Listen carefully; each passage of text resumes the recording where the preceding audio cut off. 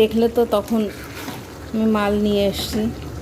মাল নিয়ে আসার পরে আমি রান্নাটাও বসিয়ে দিয়েছি। তারপরে যদি পারি একটু কাজ নিয়ে বসবো, আর না হয় কালকে বসবো। তো দেখো আজকে মাংস রান্না করছি। মাংসটার ভিতর কী করেছি, একদম আস্তে আস্তে গোল গোল যে একটু ছোটো সাইজের আলু ছিল সেই আলুটা দিয়েছি। এটা দিয়ে ছেলে ভাত খাবে আর আমরা রুটি খাবো রাত্রে।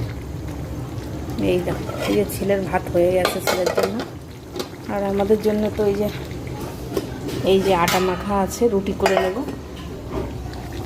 আর ছেলের জন্য ভাত। তাই তো ভাবি মেয়েদের জীবনটা কতটা কঠিন। তো যত কষ্টই হোক না কেন, সমস্ত কিছু যদি হাসি মুখে মেনে নেওয়া যায় তাহলে কষ্ট কিন্তু কষ্ট মনে হয় না।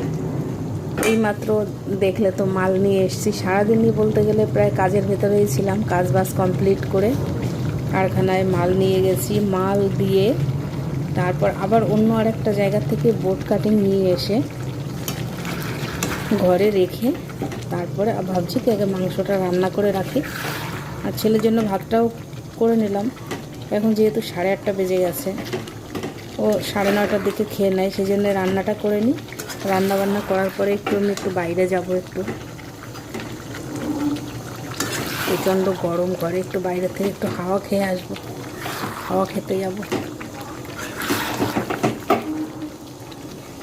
তাহলে আজ এই পর্যন্তই, পরে আবার দেখা হবে।